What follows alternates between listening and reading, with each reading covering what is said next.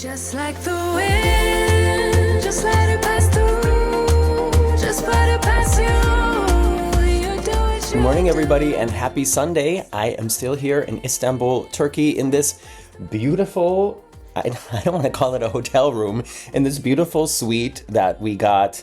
I'm so happy with my choice of staying here. You know, when you are planning travel, there are so many decisions to make, and I've noticed very often, I get to travel more than the average person, and I've just realized that you can't make all the right decisions no matter how much you try, no matter how many hours you put in to research every aspect of the travel. You cannot make all the right decisions. You have to be prepared to accept some compromise. And I just feel like so far on this trip, everything's been going pretty well. And I'm happy about that. I know a lot of you watch all my videos like every week, everything I post. I'm so thankful for that. And I don't need to explain to you who I am, or I don't need to tell you where I am, because if you watched the last video, the tour of this room, then you know where I am. And you know also, if you watched the videos before that, why I am here. But for anybody who might be watching this as the very first of my videos, I want to give you a little preference of like who I am and what I usually do before I get into like the main subject of this video, because this might get a little deep. And I just want you to, if you're new here on the Very Unofficial Travel Guides, I just want you to know this isn't the typical sort of subject matter or vibe of the videos here. So I've been making travel videos for over 15 years. I make a lot of videos about cruise ships and hotel rooms and theme parks, basically about fun things. And here on this channel, I try to inform and educate, but mostly entertain. So there's not a lot of facts on this video or on this channel. It's mostly just about sort of like hanging out with me and seeing the places that I go and the things that I do. And I try to give you information that will be useful to you while making you smile and making you laugh. And I really enjoy having this role sort of, and helping people with planning their travel and spending their money on seeing the world and having new experiences. And sometimes it feels also really good to me to have all of you out there to help me. And today is probably going to be one of those times, and I can already tell that it's getting emotional. So let's just get into it.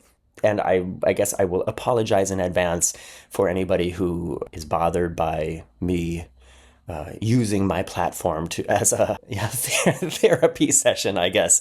So here in Istanbul, we've been having a great time. It's rained yesterday and today, but that hasn't really dampened our spirits. We've been visiting a lot of great restaurants, had great food. We went to the hammam yesterday and got scrubbed and washed and rubbed down. And it was, again, a very interesting and thorough experience. I will be making a video about the new hammam that we went to. There's a very popular video on the Very Unofficial Travel Guides called Manhandled by a Turkish Daddy in Hammam in Istanbul. And yeah, basically the same thing happened again, just at a different place. Sometimes when you travel, you are confronted with things that you don't normally have to see or normally have to do. And that's one thing that makes travel so exciting. I think that's one reason that we like to do it, is because if home was so interesting and exciting, okay, I don't understand this. Can somebody explain that to me? Is it when I do this? Okay, how do I turn that off? Because that's not going to fit to the theme that we're getting to. What I was saying is, if home was so exciting and interesting as every place else in the world, then everybody would just stay home.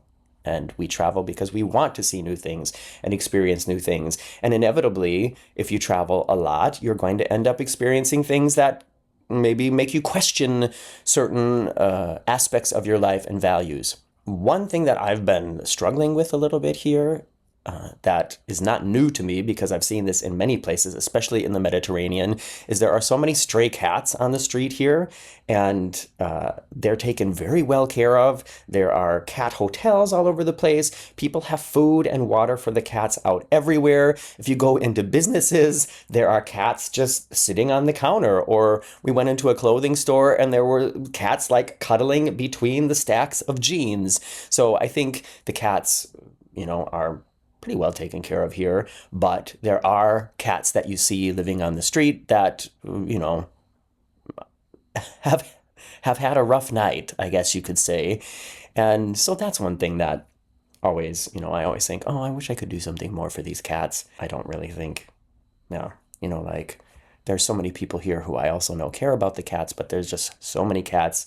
And what are you going to do? But there's something else that I've seen over and over, and especially last night, that just really got to me. And that is when you go out to eat here, regardless of if it's lunch or dinner, while you're sitting at a table, at least here in the touristy area where we are around Taksim, and I think the neighborhood where we are is also called Bayuglu. When you're sitting down for lunch or dinner, inevitably children will be walking around the tables, walking up and down the streets, selling things, mostly flowers. When it happened during the daytime, I don't know, I found it easier to accept that it also happens during weekdays. And I thought, why aren't these kids in school?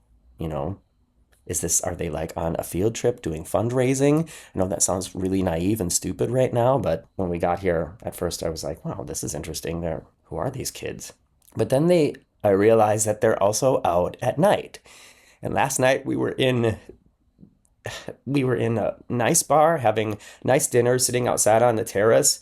And this young girl, she was probably like 9 years old, is out walking the streets of Istanbul on her own, selling flowers to adults in smoky bars.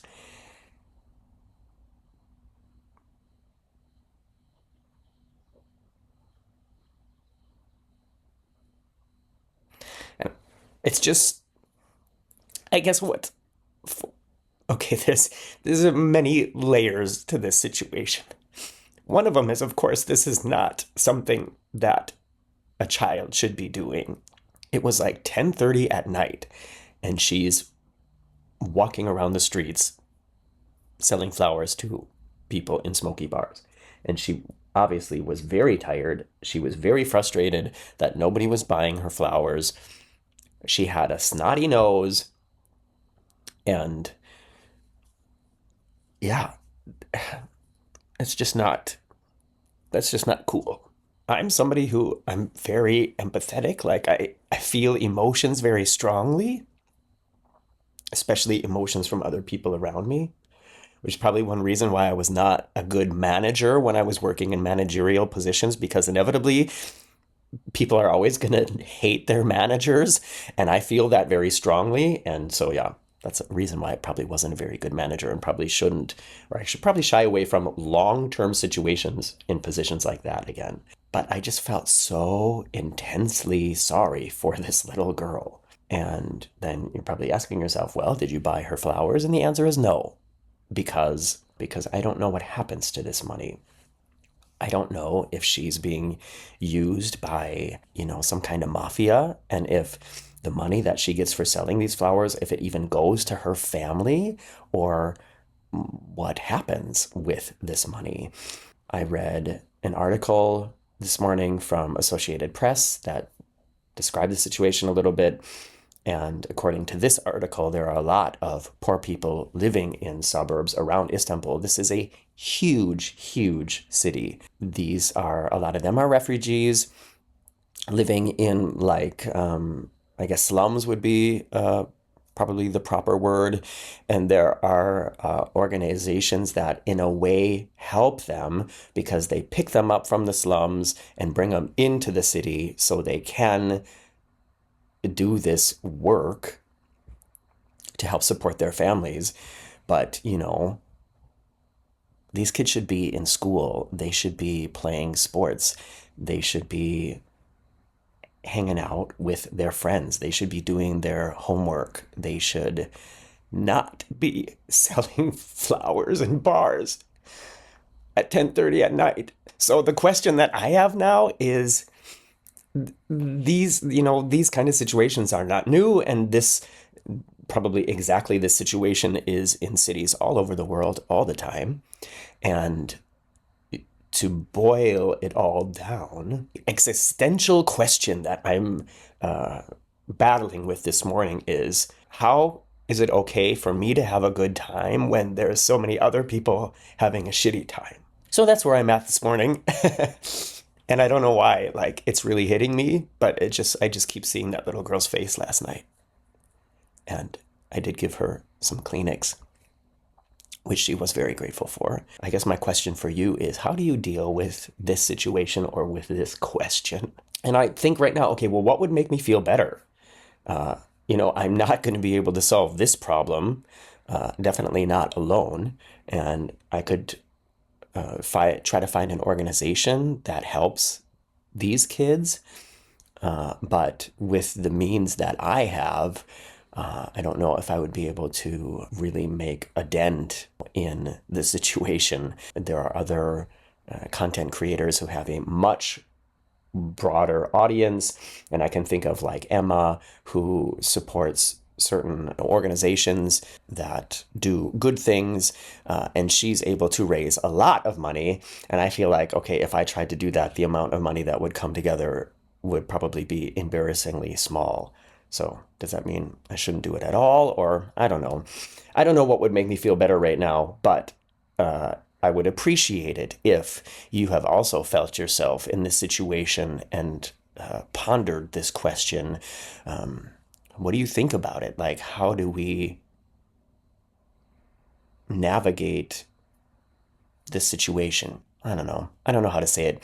I think there's also some religious aspects of this that one could get into. Suffering versus joy. There's always going to be suffering, so you can't get away from that. And what I don't want to do is ignore that it exists, but I guess just this morning I'm having a hard time jumping over that hurdle of putting it behind me and accepting that it exists and still having a good time. You know what I mean? So that being said, we are going to be packing up here in a few minutes, heading down to the cruise. I'm going to try to take some deep breaths and find a way to get to a happy place again in here, and look forward to hearing what you have to say in the comments, how you deal with this, what you think about this situation. And and I am actually very looking forward to this cruise and showing you what this whole thing is going to be like. And thanks again for listening to me today here in this very, very different style video than what I usually do. Thanks everybody, and see you soon.